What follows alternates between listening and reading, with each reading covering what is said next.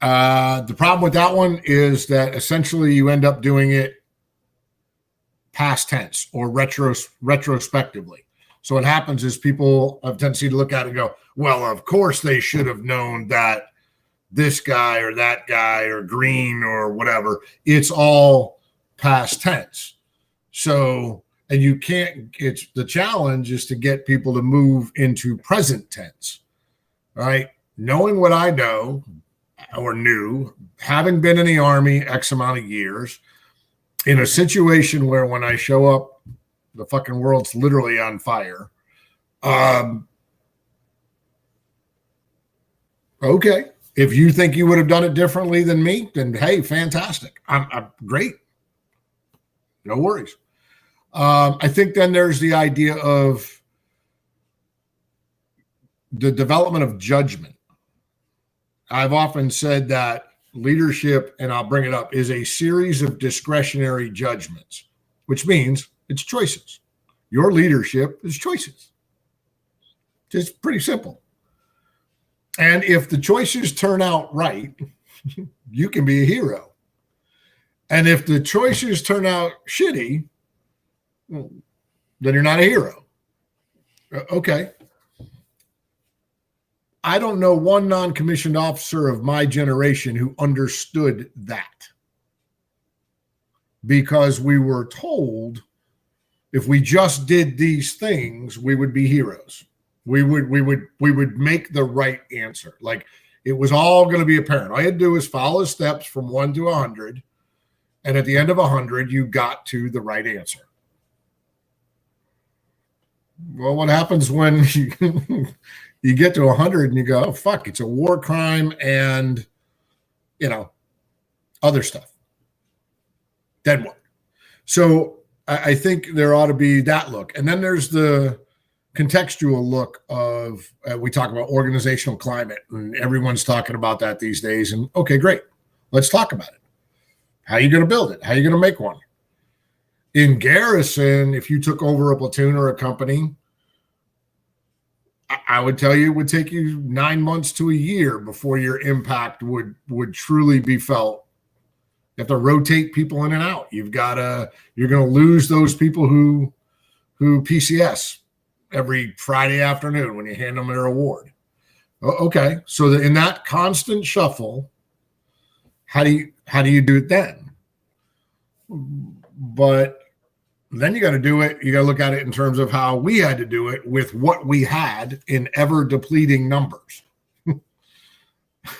So not only ever depleting numbers, but ever depleting morale, ever depleting safety in some cases, people feeling that they, whatever. So there's a lot we could talk about. And however you guys want to pull the string I'm more than happy to follow that, because I think every once in a while I'm going to ask a question back, because you've got to put this in a perspective of, okay, you can sit back in Will's house and Joe's house and go, I thought that was fucked up. Oh, okay, great. I don't have a problem with that. When I get down to what would you do differently? And then I say, but you can't do it retrospectively. So you can't do it knowing the outcome already. You're going to do that. You're going to do what Joe just did. Going to go, shit. I don't know. That's where the real challenge and learning comes from. And then there's also being able to, my road back out of that. I say my road back because that's a little bit dramatic. The questions that time period forced me to ask changed the trajectory of my career from there on out. And I went on a leadership journey, and I did a lot of important work in that sense too. So, it all depends on how you guys want to. Yeah. So first of all, thanks for being here. We're here with Master Sergeant Retired Jeff Fenlason. He was the platoon sergeant of the Blackhearts I have gone live, Jeff. As you got to talking, I was like, I don't care. This is too good to miss. And what we were discussing, the question that I asked Jeff was, hey, can we think about maybe telling this as like episode 1 of the Blackheart story from Jeff Fenlason's perspective? And what he said was, yeah, and then we jumped into what we just jumped into, which is there's a hell of a lot to unpack, and I would prefer it to be a discussion rather than me just giving a diatribe about this, that, or the other. And so I'm excited about that. I'm very excited about that. Look, I'm a fan of you and your blog and the things you've written and the leadership lessons. I've devoured a lot of it, and I appreciate what you do and are doing and continue to do. So thank you very much. What I think that would be cool to do is for you to say, Joe, because you've already talked to me. We've had several discussions.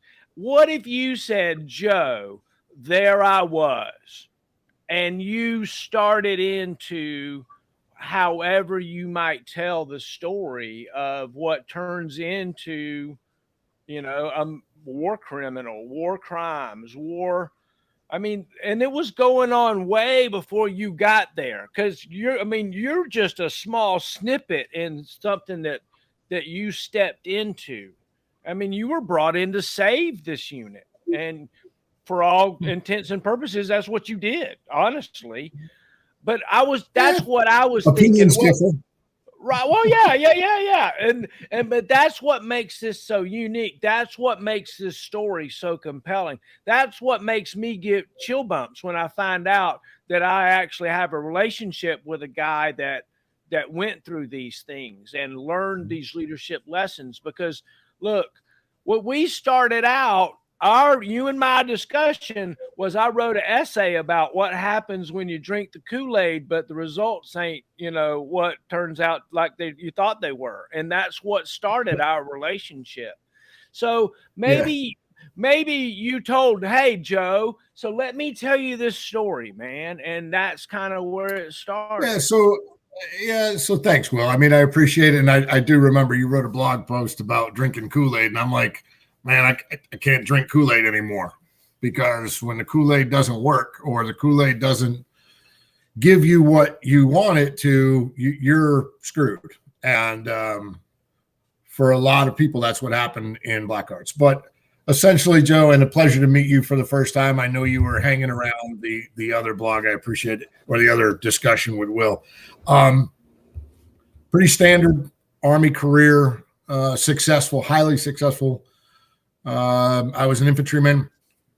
I spent my first 3 years out in California, hated the Army, thought it was the dumbest organization ever put together by man. Really struggled out there. Then I had, I ended up at Fort Campbell with about 9 months left in the Army, sort of a traditional story. I was going to get out. I had figured out the Army wasn't right for me, take my GI Bill, go to school. Met a girl, amazingly enough, and decided to re-enlist. And then I sort of fast-tracked some things. I re-enlisted in February. I went to Air Assault School in March. I went to the promotion board in April. I went to pre-ranger. I went to JRTC twice in May and September. I went to pre-ranger in November, and I went to Ranger School the following January. So I went from, a corporal, Spec 4, promotable, getting out of the Army, to a guy with a Ranger tab in 13 months time, give or take. And then, the Army got a lot better. I was E5 with a Ranger tab at a point when people weren't getting promoted because points were 798. Obviously, I came back to a platoon where I was the only guy in the platoon with a tab, and that had all the cachet that Ranger School and the tab brings with it that exists to this day. Did a couple more years, went off, was a drill sergeant for 2 years. That was a illuminating time. Came back to the 101st, and this is going to be an 03. Came back to the 101st in the spring of '03, they had deployed to OIF 1, 2nd Brigade. So I came back this time to 2nd Brigade, 101st, the Strike Brigade. And they were downrange. And what was weird was people were figuring out we were going to need to do replacements. We were going to have to figure out how to do replacements. Soldiers were still coming in through the standard pipeline. How are we going to train them up? How are we going to outfit them? Whatever. And so I ended up being sort of the push platoon for about 300 soldiers that to continue the flow of soldiers downrange during OIF 1.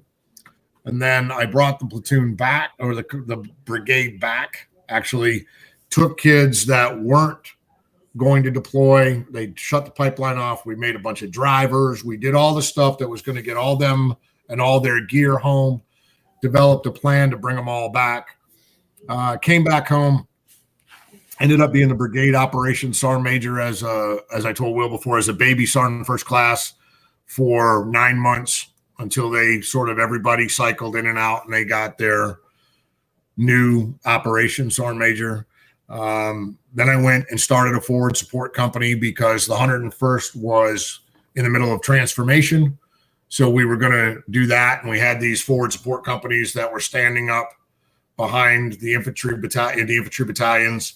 And I actually started Echo Company 526 BSB, which was permanently linked to 1st and the 502nd Infantry Battalion. So then they got their real first sergeant, the one that was the 63 Bravo or whatever the hell they're called, Zulu. And I was without a job. I actually deployed to what you might call it OIF 3. We called it 0507. We left in September of 2005, came home in September of 2006. Deployed to beat the MIT team operations sergeant, essentially, is how I ended up in Iraq. And that's, they didn't have a job for me. They didn't want to put me in a platoon at the time. And in the beginning, I had delayed going into a platoon. I'd said, so many of these guys just came back. Here I was coming off the trail, didn't deploy to OIF 1. Maybe this isn't the right setup. And then Brian Stahl, who was the brigade sergeant major at the time, was a mentor of mine. I've lost touch with Stahl now, and that saddens me. But he took me under his wing and kept putting me in position. So I got to the MIT team, and I got to Iraq, and we started doing the MIT team things. And the battalion commander that they had selected to run the MIT teams was not a fan of me, nor I of him. And that relationship didn't work out.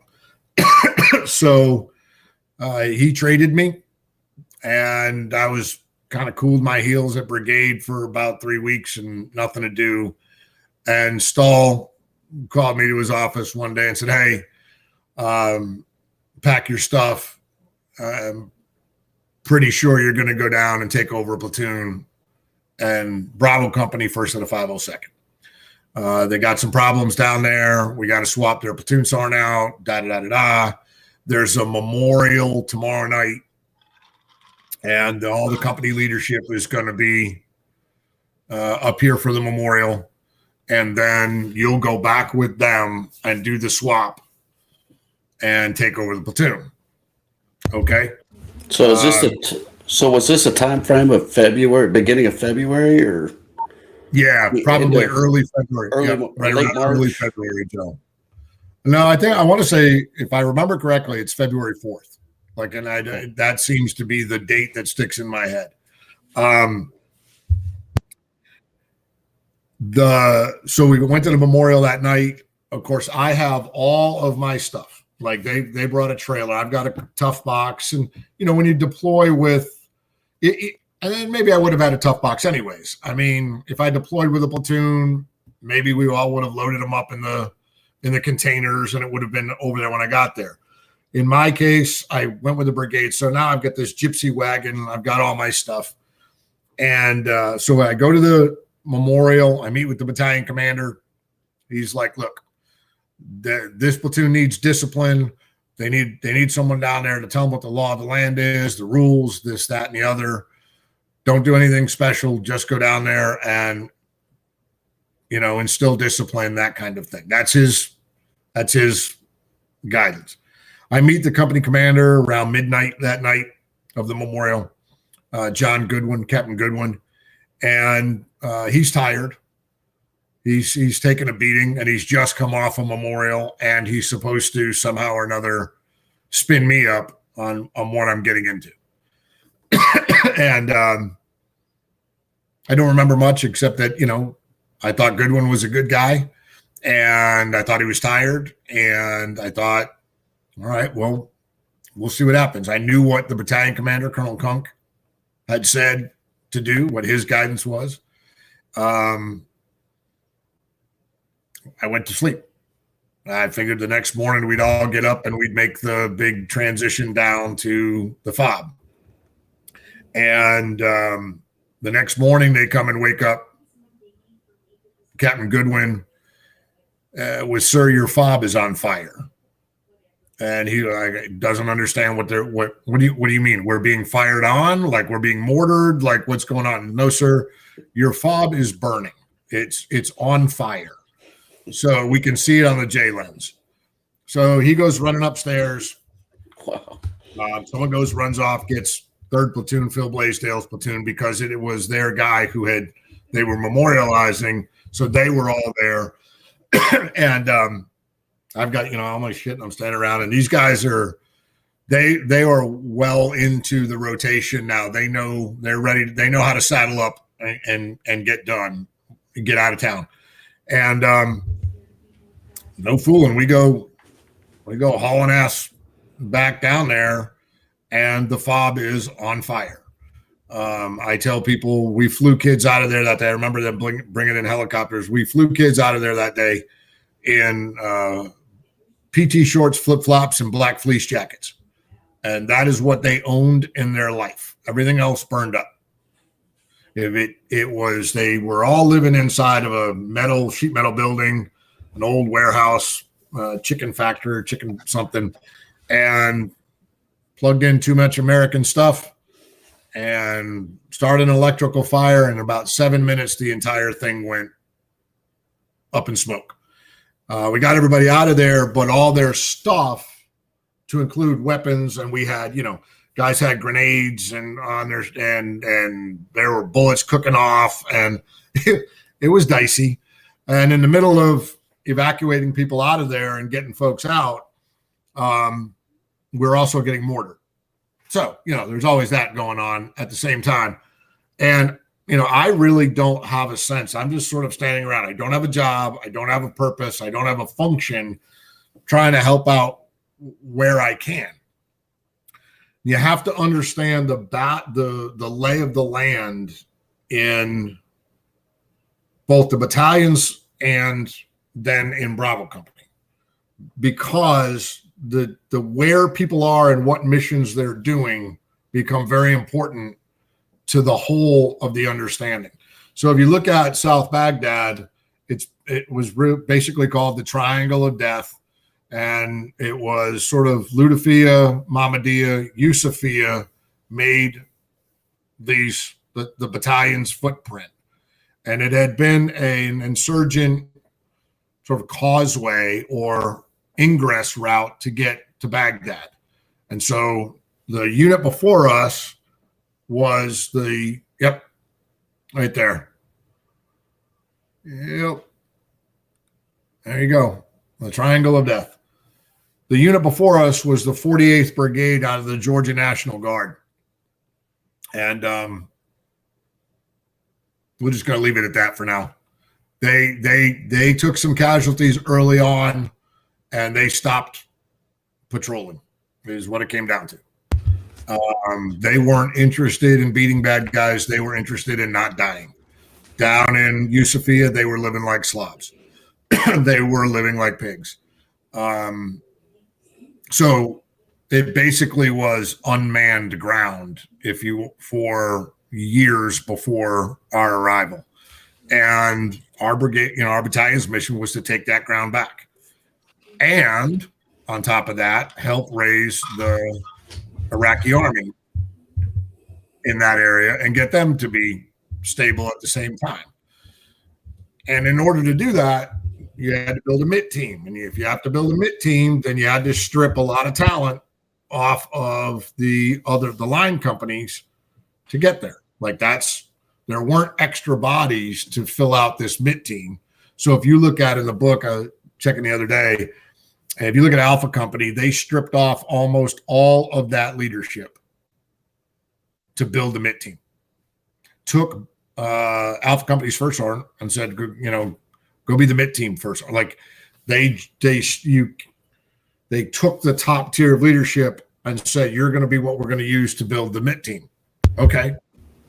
And then they took NCOs here and there. For example, the guy that I ended up replacing was Bravo Company 1st Platoon's platoon sergeant, got placed on a MIT team, got brought back to the platoon for about a month. Then I replaced him. And that was the final. So even in that sense, you had established sergeants, first class platoon sergeants who were being moved around. And so everybody was playing up a level in a lot of cases without the requisite number of bodies, and also maybe not the experience. But the interesting thing about combat is that before OIF 1, you didn't know too many people who'd actually been to combat.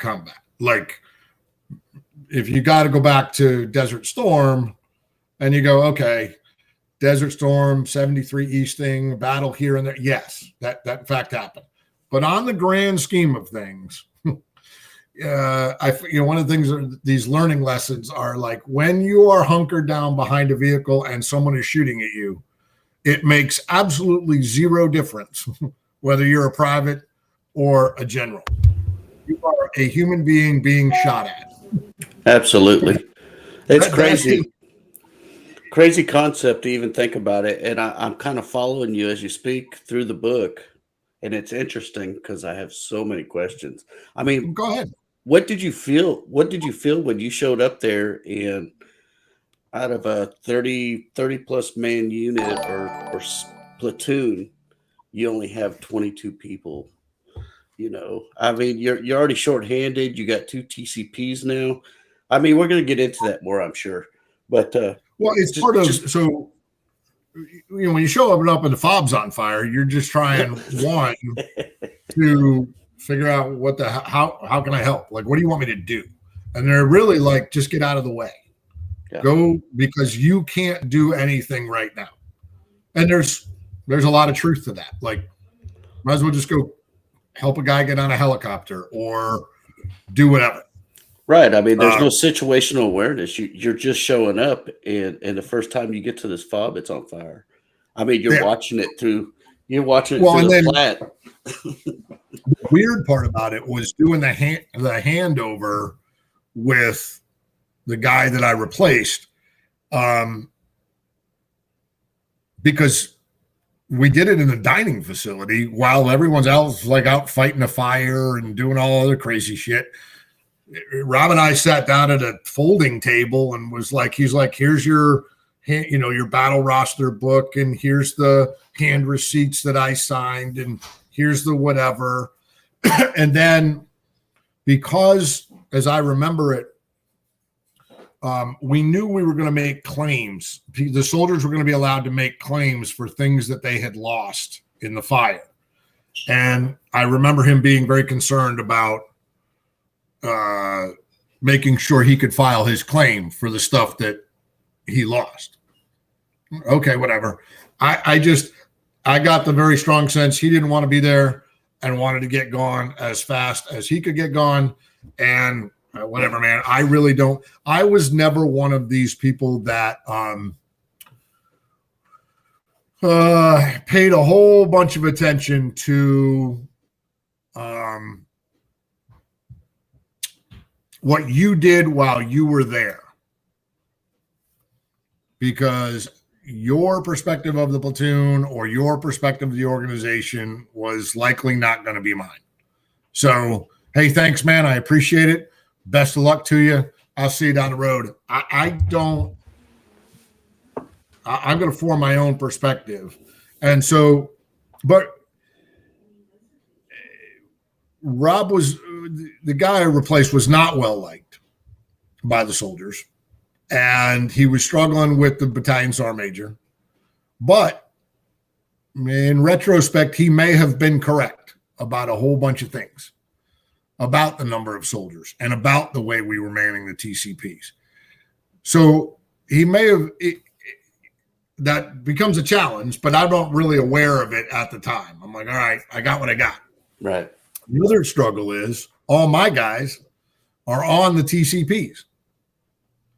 So once you get off the FOB, the TCPs are also distributed. So TCP 1, TCP 5, TCP 2, TCP 6. You got 4 TCPs, and 2 had for a little while, had this weird offshoot TCP. And so you're trying to spread all the bodies out to cover these TCPs, traffic control points. And I didn't even get out there until a day, maybe late of the day after the fire, like later on in the day. And at that point, the key to the whole thing was resupplying the company. And so it was literally taking inventory. And I told Will this the last time. How many t-shirts you got? I don't even know these guys' name. I don't know who they are. Wow. But figure out who's got what shit and how we can redistribute some of that so that people have enough to function. And you've got some people in the other platoons who are living on FOB Mahmadiyah temporarily because they don't have any equipment. You can't send them back out there. They don't have a weapon. They don't have a uniform. Their boots burned up. So you've kind of got this weird, and there's a huge push to reseed that company and to re-equip that company. And that was the focus for, I want to say, the next 3 or 4 days after I got out there. So I really didn't get to meet, quote unquote, meet the platoon until I want to say 4 days after I took over. So now these guys are like out on the TCPs, their shit's burned up. They are only hearing what's going on over the radio. And by the way, they got a new platoon sergeant, the 3rd platoon sergeant in 45 days. So when the first guy went to the MIT team, next man up, they took the senior squad leader and they made him the platoon sergeant. No surprise there. But the platoon took 4 casualties between September and December. And it's important who those 4 casualties were, because not just by name, but they lost a platoon leader, a squad leader, a team leader, and a private. So almost like one of each category. And so you take a third of the platoon's leadership. That platoon sergeant, who was actually a staff sergeant at the time, starts to struggle a little bit. There's talk about removing him. The platoon actually intervened. The platoon asked, like soldiers went and asked the sergeant major or the first sergeant, somebody, don't do this. Okay, great. And then about, I don't know, another event happened and he was removed. So then they bring back the original platoon sergeant who nobody liked. They didn't like him in garrison. They didn't like him when they got him. It didn't matter. Like I said, though, in fairness, he may have been right. Decision-wise, he may not have been wrong. Whether the soldiers liked him or not is sort of irrespective of that. But he lasted 30 days. He did not enjoy the support of the battalion leadership. And so they didn't give him a lot of rope. So I got brought in. And, I've said this a couple of times. But, and you mentioned it before, Joe, with this idea of situational awareness. Like, you're just trying to figure out what the hell's going on. All right. I lost my platoon the night I got him. The very night that they came off the TCPs, we were all back in where we were living. And at this point, we're hot cotting. So I want you to consider the three of us as platoon sergeants. The way this is going to work is if you're going to replace me on the TCPs, you're going to pack up all your shit in the morning. You're going to put everything you own on the trucks, all your stuff, rucksack, duffel bag, everything you can carry. Because you have to move all that stuff out to the TCPs so that I can move all my stuff back in. And then the group that was out at the JS Bridge, that was a little bit different because they stayed there longer. But essentially, that's how the rotation had to work. So I got my guys together, and I said a couple of things. One of which was that if we were assigned a mission, so I would get in rumors that they were refusing missions. Then, so I was like, okay, let's get this straightened out. If we're assigned a mission and we do that mission and someone gets killed or injured and they do an evaluation of that mission and say that that was combat, that if we get directed to do that mission again tomorrow, we're going to do it tomorrow. I need everybody to hear that very clearly. Mistake number one. Tell you why. So to Joe, to the point of a conversation, that sounds exactly correct, doesn't it?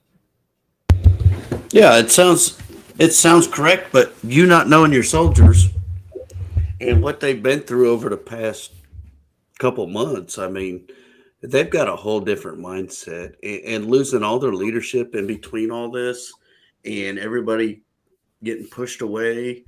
Yeah, it sounds to me like they were like the negative dirty dozen, you know? No. Okay, sure. And that was their thought process. That would be what I believe. But me as a leader and a platoon sergeant, I'd be saying the same thing, in retrospect. Hey. Okay, so that's the key, right? Situational awareness. Right. This is where it gets tricky, because one of the things that happened when they were told to do a route clearance before my arrival, and that's when Britt and Lopez got blown up and killed, and on Route Caveman. And what happened was the day after that, Battalion closed that road, and we never went down it again. So if I'm a soldier and I just lost my buddy, so why'd he die? Because if you needed the road, then I get it. If you didn't need the road, then why the hell did we go down there in the first place? And I'll be damned if you're going to send me back down that road where all my buddies just died. So no, I'm not doing it. So you can see where, without knowing that specific, that little piece of the puzzle right there is key. Yep. All right. Absolutely. The second statement I made was that we would honor our dead by being as professional as we could, so that when we came home, we would tell their spouses, their families, that we honored their name. Sounds good. It sounds I didn't know those men. I wasn't close to any of those men. They weren't people that I would have known. Right. They weren't, so importantly, they weren't mine. Right. The idea of our, and I think it's the word ours. Those guys were like, nope, they're not yours. But Army leadership tells me I'm responsible for everything my platoon does or fails to do. And as soon as I take it over, it is mine in all of it. I get its good stuff. I get its bad stuff. I get its history. I'm responsible for it. So I use the word specifically, but turns out that's strike two. So we're already headed down a bad road. But the other thing was, they were undisciplined. And so there had to be the idea of doing the little things correctly. And over time, that actually paid off. Not right away, but it bought us a little bit of free space with the battalion sergeant major for sure, because we started shaving, doing the personal hygiene, doing the routine things. That was all he really cared about anyways. And in so doing, it got him off our back and he focused his attention somewhere else. And that bought a little bit of peace, but that peace was far to come. So between February and March, things settle into a relative routine.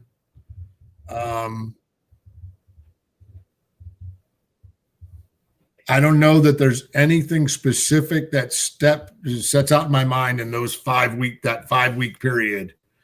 And then on March 15th, essentially, as I explained to people, 4 soldiers left a checkpoint, walked 200 yards down the road, raped a 14-year-old Iraqi girl, killed her mother, and her sister. They were shotgunned to death at point blank range. The crime was reported that day. We did a storyboard, as you guys will remember. Every time you had something happen, you had to do a storyboard for whatever. Yeah. Did a storyboard. It went up to battalion. It went up to brigade, I'm sure.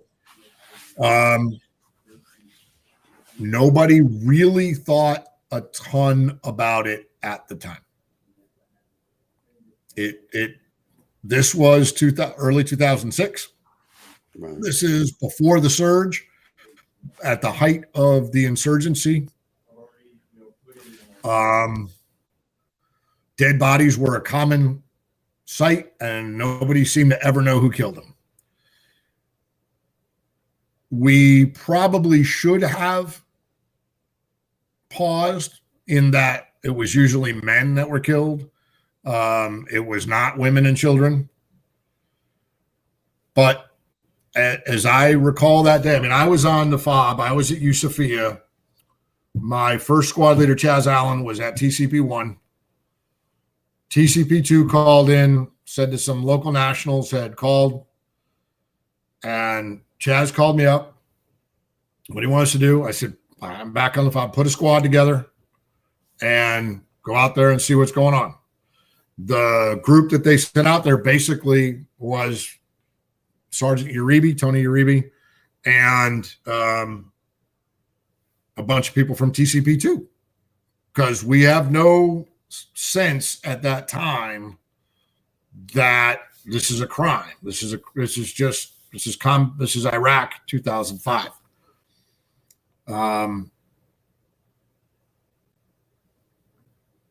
Then you basically have to, from a calendar standpoint, you flash forward to June. And in June, I had 3 soldiers attacked at a checkpoint we call the Alamo. And one of them was shot on sight, and 2 of them were abducted. And we had what really was a dust 2. And if you know anything about a dust 1, when American soldiers go missing, it is a deal. The government, the whole of the U.S. government, and I say this in humility and awe a little bit, you really don't understand what the U.S. government can do until it says, our boys are missing and we're going to go looking for them. And about, as I recall, 3 days later, maybe 4, but I think 3, the bodies were located inside the Russian power plant. But they had been so badly desecrated that they wanted to make sure that we had guaranteed 100% confirmation that they were our soldiers. So there was a little bit of delay. Everybody was going back home. We're pretty sure we have them. Send all the units back to their original fobs and where they started from, reset the board, all that. And in that pause, in that sort of gap, one of my team leaders, a guy I have immense respect for, John Diem, John came to see me and said, do you remember that? Well, you saw the platoon leadership. It was me and the PL, Tim Norton. But you remember that family back in March? And I said, yeah. He said, it may not have been insurgents that did it. And suddenly we had a whole different set of circumstances. It was already going to be challenging to live through the onslaught of how did and why did that for Babino, Menchaca, and Tucker getting killed. We were now going to have to figure out a way. We were going to have a whole other level of who, what, where, when, and why. Trouble. And so originally, John asked if we would wait 24 hours because he thought he could bring another soldier that was more closely related to the incident to us. And so we would have a firsthand account of what this particular soldier knew. And originally I agreed because, if someone told this kid and then this kid told Diem and then Diem told me and the PL, we're already 4 deep at that point. If we can get that on a 3 deep or 2 deep, then we've got a better chance. But this was in the mid to late afternoon, and then we were eating dinner, and me and the PL were just sort of eating by ourselves. And I remember saying, sir, we can't do this. This is a bad idea. We can't sit on this for 24 hours. This platoon is already going to get crucified for Babino, Menchaca, and Tucker. Waiting another 24 hours is just going to be a bad idea. And he agreed. And so I told him that I would make the call. The problem with making the call was it was going to go over a radio net. It had to go over a radio net. So in making the call, no matter what happened, I was going to inform whoever was on the radio that the cat was out of the bag. Like, now we knew that we had a problem. So I called, and it was in the evening, was late by the time they got there. But I called back to the company. I talked to the company commander, and I said, I need you to come back out to the bridge. Now, remember, we had just all left. We were all going back, resetting, getting whatever. We were pretty sure we had their bodies. We were pretty sure we had Babino, Menchaca, and Tucker. Everyone's got to go home now. And I call them up and say, hey, by the way, you want to come back? And we didn't run Route Sportster at night. Not if we didn't have to. So John asked me 3 times, what do you want? I'm like, sir, I just need you to come back. On the 3rd time, I finally said Haditha, because it was the only thing I could come up with that was about to tell him that there was something really ugly that had happened. Because we all had kind of known about the Marines at Haditha. And so there was that sort of idea that, oh, okay. So he came out with Phil Blaisdell. Phil ran him out there. We ran through the story that night with him and Phil. No one could really believe it, but John decided that he needed to call the battalion commander that night. He did. And the next morning, the battalion go ahead, Will. So if I could interrupt you right there. So tell me what you told. Tell me what you told the commander and Phil. Tell me what you said. Okay, sir. Hey, how you doing? Thanks for coming back. I know it's dangerous out there, and the weather's really nice tonight, and we just lost 3 soldiers. But by the way, do you want another donut from the DFAC over here while I tell you this story? I mean, set the scene here. Tell me how you tell a commander that he's got a mass murderer that was part of his unit, you know? Well, so as I recall that night, Phil came in, he was pissed. He was hot. I bet. And he's like, what the fuck is this? And he was upset with me, and you glad standing again, and da-da-da-da-da-da-da-da-da-da-da. And rightfully so. What I think changed that was we were face to face. And I was like, sit down, shut the fuck up, and listen to what I'm going to tell you. And I think, honestly, he saw in my demeanor or whatever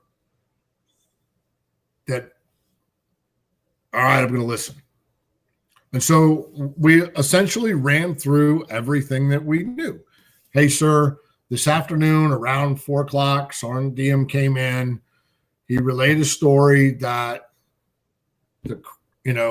remember that family back in March, that it wasn't insurgents that did it, that our guys left the TCP, came back, and then when Uribe came down there, went back to the scene, and so we just essentially relayed the events as this kid Howard had told them to Watt, who told them to Diem, who told them to me, who's now telling them to Phil and Goodwin. There's a lot of, and you're trying to hold on to the highlights. So I don't remember the specifics of that conversation that night. But it went along those lines. I do know that when we were done, I remember Sergeant Major Blaisdell, having a hard time believing it. And that's another piece that I think is important, to go back to the beginning of the conversation. We cannot imagine American soldiers committing war crimes. It's not part of your calculus. And so we're almost like, if I went back to March, I remember seeing the pictures of that family. I remember I had them on a laptop for a while. I remember sort of looking at them a lot. But I don't remember ever thinking, man, this shit's weird. I wonder who the fuck did that. I never had that moment. Well, rightly so, Jeff. I mean, you had your hands full. You had so many things on your mind. You had so much going on. You had so many irons in the fire that, it was one of those things that, as a leader, we do everything in steps. It's also, you bring that up, Joe, but my platoon leader in March, Tim Norton, was actually on leave at the time. So Chaz Allen is pretty new in first squad. Second squad, solid. Third squad, Eric Lozier, Eric and I, we struggled. Eric had been a former Marine. He was very much of be offensively minded.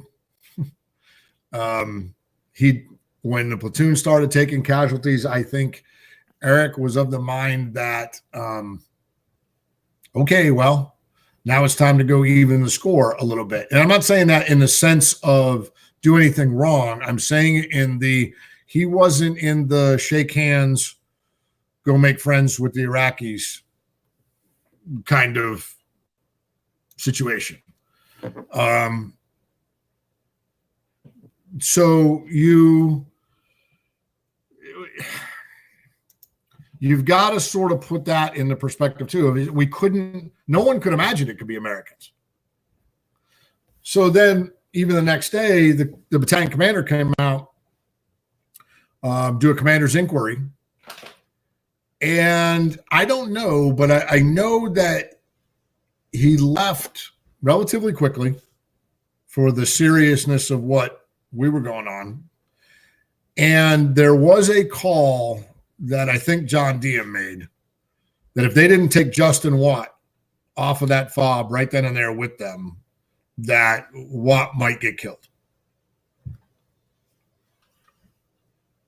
I wasn't present for that. It comes out in the book. I did know that Watt left. Okay. But now I understood why. Watt was the one who heard it from Uribe, who told Diem, that kind of a thing. Watt's incredibly important to this narrative, right? And getting it all out there.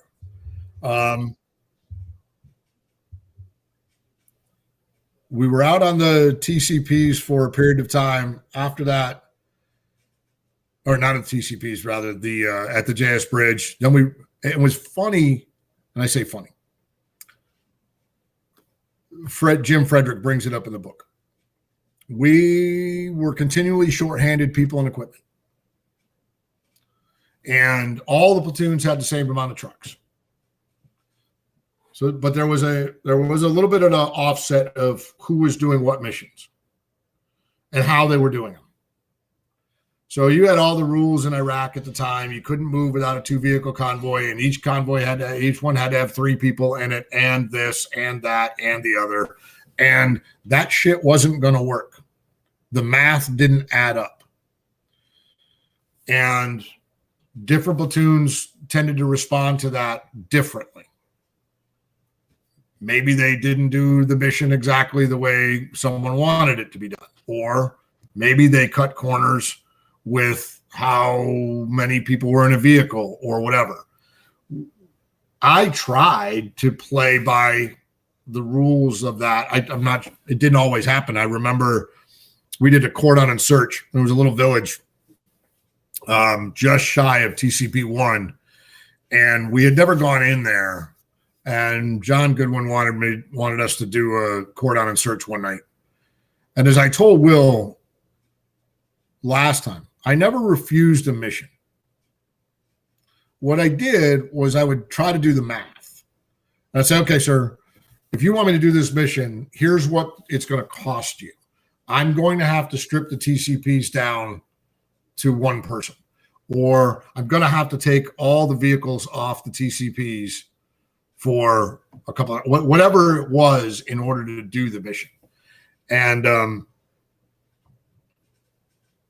but that's how we sort of accomplished it. But it's amazing that the day after, or 2 days after Babineau, Menchaca, and Tucker were killed, all of a sudden there were a lot of soldiers. There was a plethora. There was a whole the whole army over there in the Triangle of Death. beyond trying. Well, okay, so you got to distinguish between 2 things. Beyond trying to recover the bodies and all the soldiers that brought about. The other thing was that battalion redo some of the company boundaries, and all of a sudden 8 bazillion Iraqi soldiers came flooding into the zone out of nowhere as well. So assets we hadn't had before that. So so what do you have on June, I'm going to say 18th? You've got a platoon at the JS Bridge that has just taken 3 casualties, that doesn't 100% know the identity of 2 of them, that now is being investigated, that is geographically dispersed within itself, and is about to just and are a meat grinder of investigations. What ends up happening is they move us lock, stock, and barrel, like from the JS Bridge to Mahmudiya. We weren't allowed to go back to Yusufia for a period of time. In fact, we never did. They brought, after CID or whoever was investigating went through all of our stuff in Yusufia when we weren't there, they packed it all up, they put it in a container, and they brought that container to Mahmudiya, where we spent the remainder of the tour. So from, I'm going to go June 20th, somewhere around there, June 2021, to the end of the tour. The platoon never left Mahmudiya. It pulled guard and did other stuff while multiple investigations were going on. I told Will, and I tell this people all the time, I went through a period of time where my job would be like, all right, Joe, at 9:00 tomorrow morning, I want you to go over to that tent over there. You're going to meet with Lieutenant Colonel so-and-so, who's doing the 15-6 for Babino, Menchaca, and Tucker. And at 11:00, I want you to go over that tent over there where you're going to get interviewed by CID. And then at 1:00, I want you to go over there where you're going to meet with one of the defense counsel for 5 of the accused who are now also. So if you thought my numbers were bad before, you thought 21 or 22 was bad, go take 5 more out, because they're all gone as part of this investigation that's now ongoing. So you've got 5 soldiers, all with counsel. You've got CID. You've got a 15-6. You've got the FBI, because for 2 reasons. They brought in an FBI dive team because at some point relatively early on, it was established that it was a shotgun that was used to kill the family. Well, the Iraqis didn't have shotguns. U.S. did. We're going to see if we can get the shotgun back. So as I recall, an FBI dive team came in to try to recover that weapon. It's also important that between the March event of the family being killed and the June event of Babino, Menchaca, and Tucker, I chaptered Stephen Green out of the Army from Iraq. Now, this is important. I chaptered Stephen Green out of the Army because he threw a puppy off a roof. Now, that's my version of that story goes like this. We had a puppy at TCP-1 that was getting sick, and it was losing its fur, probably because it was eating MREs the whole friggin' time. I don't know. But anyway, so as you all know, at that point in Iraq, if dogs in Iraq howl and they bark incessantly, and they do it all the time. And so oftentimes killing a dog while you're trying to do a patrol at night makes perfect sense. So I told them, okay, well, go kill the dog. It's sick. It was a puppy, no bigger than, you're a handful. Go kill the dog. What I expected would happen was that they would take it out and shoot it. What instead happened was they went up to the roof of the building and threw it off. And they threw it into the trash pile, because the way that building was situated, the trash pile was right basically out the back of the building. Well, the puppy didn't die. So then they lit it on fire. And at that point, well, because we had to burn our waste, we had to burn all of our refuse, we had to burn all our trash. And so I lit it on fire. That kind of got, like, Green's got to go. And he had made anti-Semitic. He hated Haji. He hated everybody. He hated Battalion. He hated me, whatever. He just hated everybody. And so I chaptered him out of the Army. I say I had done it. I had recommended he'd gone to the psychiatrist. The psychiatrist said he needed to go. So he is now not in the Army. But as the investigation unfolds, he becomes the murderer, the person who actually killed the family. So that gets the FBI in the States involved. And he went to Babineau's funeral and in DC, and the FBI arrested him when he got back home to Texas.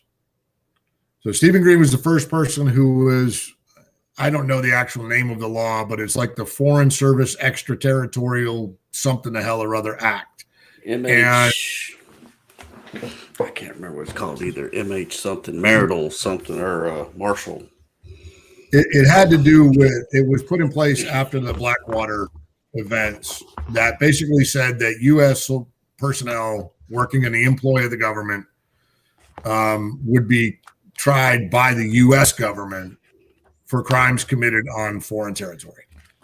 So Green gets arrested, and the federal trial, I guess, happens in 2009. So that's, that's the long and short of the narrative.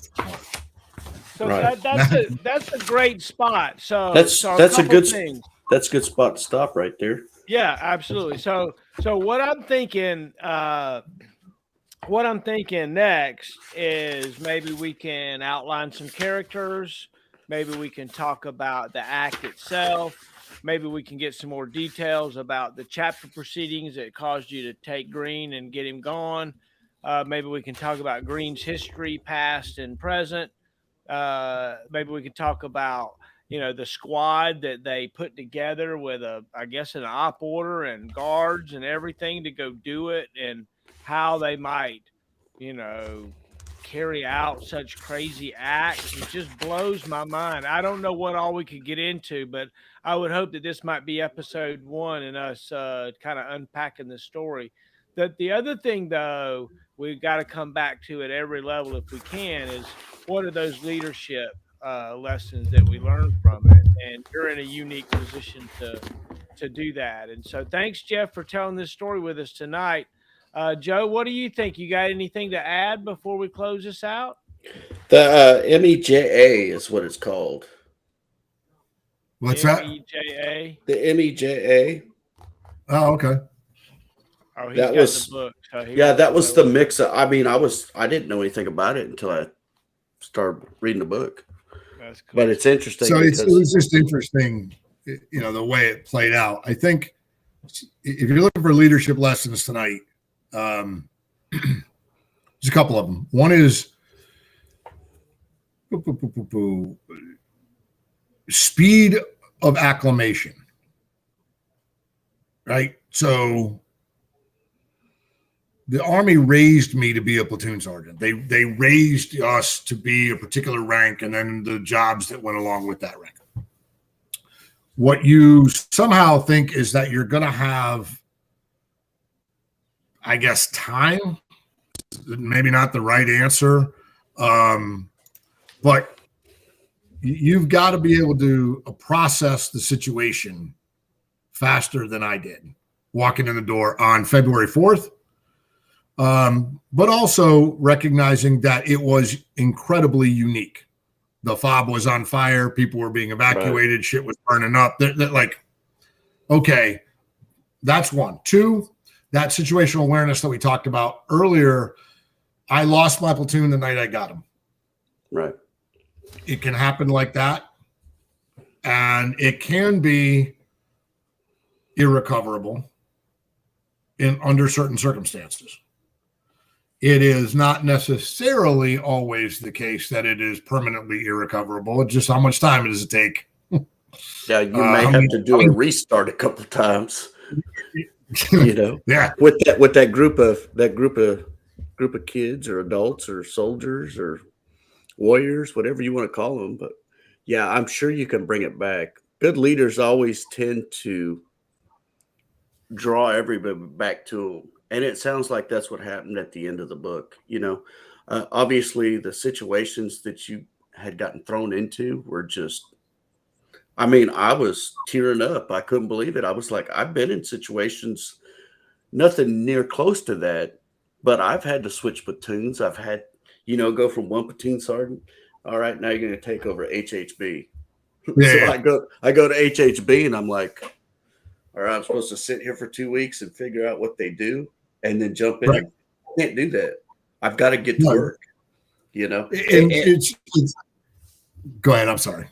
And in your unique situation, which is very, very unique, it was like, hey, the gods are challenging you and your leadership. I'll tell you what. They were like, hey, man, check it out. Your fob's on fire. You can look at it over here. There's J-Lens. And you're like, I hadn't even been there yet. Right. I mean, I didn't know there was an old building over there. I mean, it was just shards and burnt up when I got there. I think the other piece is authenticity. Now, this is something, Will, if you're taking notes, take a note on this one, because it's one of these things where authenticity versus role playing.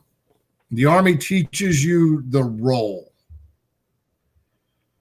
Those leaders that we want to follow most, instinctively, intuitively want to follow most, are often have an authenticity to them that is unmistakable. Right. And it doesn't really matter what their rank is. Most of the people, if I went back and looked at my career now, most of the people that I served with were role players, and I was for sure one. I learned how to successfully navigate the Army system, had a great career. But as Will knows, I break my career into distinctly two parts. From 1990 to 2008 or 2007, and 2008 to 2018. And the second half of my career was actually way more impactful, enjoyable, rewarding for a lot of reasons. And I didn't ever actually lead a formation of troops again for very long. But I made an impact on the Army in a way that was very,